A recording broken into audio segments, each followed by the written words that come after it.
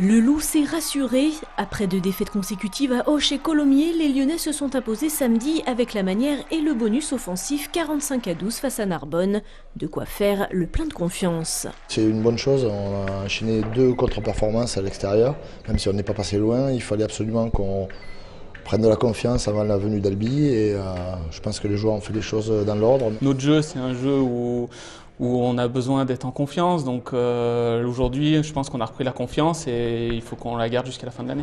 Une victoire importante qui permet de tenir Albi à distance car les Albigeois ont eux aussi empoché le point de bonus offensif face à Colomiers et sont toujours à 4 points du Loup avant le choc du championnat dimanche prochain. Loup-Albi, un air de finale avant l'heure qui pourrait quasiment propulser Lyon en top 14. Pas mathématiquement, mais psychologiquement. Après, derrière, on sait qu'Albi est une grosse équipe et on n'est pas à l'abri. Donc voilà, une belle finale et puis après un beau titre à Gerland. Et là, ça va être l'overdose totale. On sait que ça va être difficile, ils vont venir sans pression alors que nous, on aura le poids d'un titre peut-être à l'issue de cette rencontre. Les Lyonnais pourraient en effet fêter le titre et la montée dès le 17 avril à Gerland face à Oyonnax. Mais prudence, avant cela, Albi donc et Tarbes se dresseront sur la route du Loup.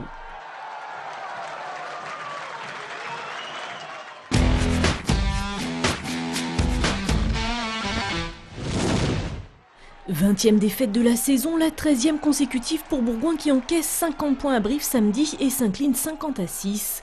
Les Bergaliens n'ont plus gagné depuis début octobre, c'était face aux Brivistes justement.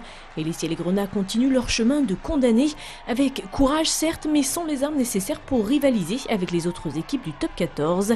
Il reste désormais 4 matchs au CSBJ pour espérer au moins une victoire avant la descente en Pro D2. Et de Pro D2, il en a été question cette semaine. Gaston Molin a réuni ses troupes pour évoquer la saison prochaine.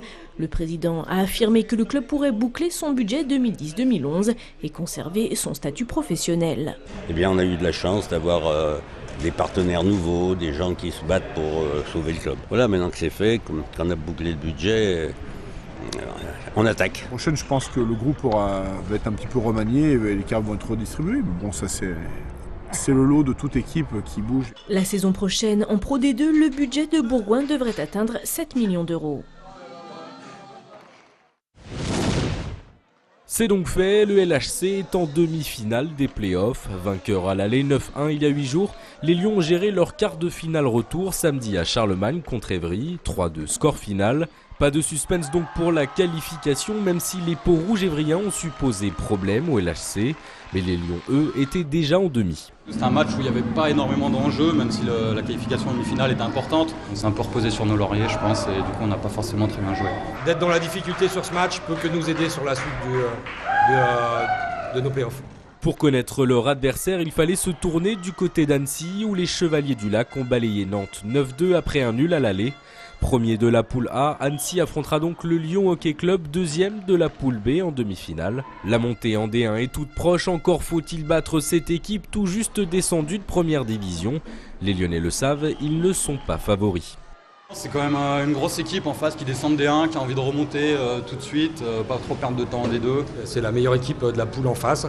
C'est à mon avis la meilleure équipe de la deuxième division. Donc il va falloir qu'on élève notre niveau de jeu, sinon on restera au stade des demi-finales une année de plus.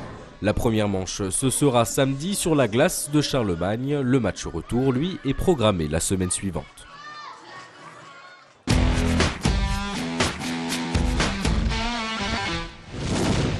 On a été très sérieux, très agressif, appliqué dans les consignes et on n'a pas lâché. Donc du début à la fin, chose qui nous avait manqué un peu la semaine dernière, on avait baissé les bras un peu trop vite. Les supporters avaient fait le déplacement, mais Alès n'a pas créé l'exploit. Battu par la Sulle 3-7-0, seul le dernier set sera un peu accroché. Pour le reste, une formalité, les Assulistes terminent la saison sur un nuage. Notre point fort, c'est notre effectif, c'est notre collectif. Je dirais que c'est notre fond de jeu. Aujourd'hui, on l'a encore vu, on a un fond de jeu qui est de bonne qualité, ce qui fait la différence par rapport aux grosses équipes.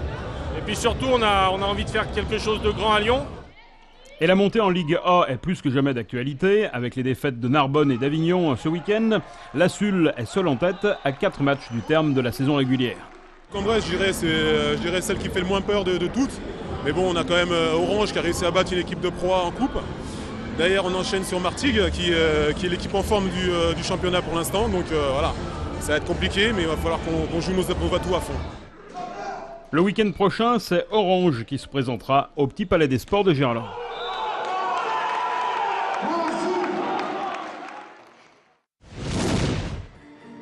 Samedi soir, la 4e édition du Mondial Show Dance a enflammé la piste du Palais des Sports de Gerland. L'occasion de découvrir toutes les disciplines de la danse sportive, du rock acrobatique aux danses de salon.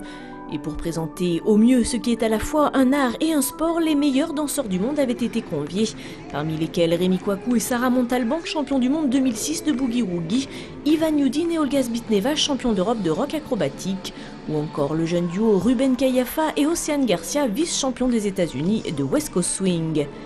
Mais le clou du spectacle n'était autre que la participation des Russes Revaz Gourganidze et Tatiana Okulova, 9 fois champion du monde d'acro-gym et membre du Cirque du Soleil.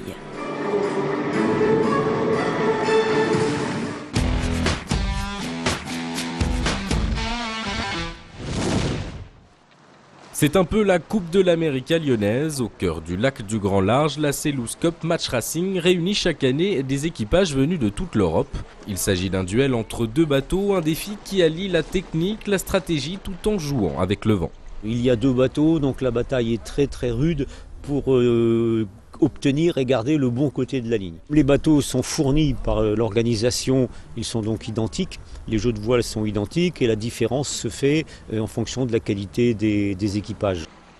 Ce sport est en majorité pratiqué par des hommes et autorise rarement les équipages mixtes. 6 Lyonnaises ont alors décidé de créer leur propre équipage et dimanche, face à des Suissesses expérimentées, les Lyonnes ont sorti les crocs tant bien que mal.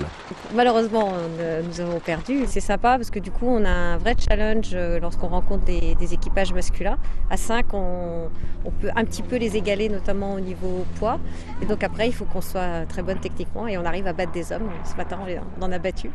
C'est finalement l'équipage allemand de Tino Elegast qui remporte la finale face à Roger Stocker, le Suisse qui avait remporté l'édition précédente. Les Français arrivent à la 6e place et enfin les Lyonnaises terminent 7e.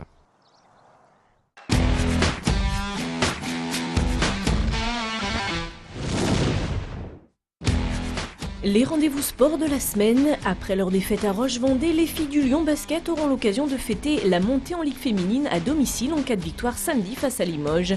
Coup d'envoi à 18h15 au gymnase Mado Bonnet. Samedi et dimanche, les 2 dernières manches du championnat de France de floorball se tiendront à Lyon au gymnase Jean Moulin dans le 5e. Enfin, le départ du 4e Lyon Urban Trail devenu incontournable sera donné dimanche dès 8h30 sur la place des terreaux. C'est la fin de cette émission, mais avant de se quitter, un grand bravo aux filles de l'OL, championnes de France pour la 5e fois d'affilée.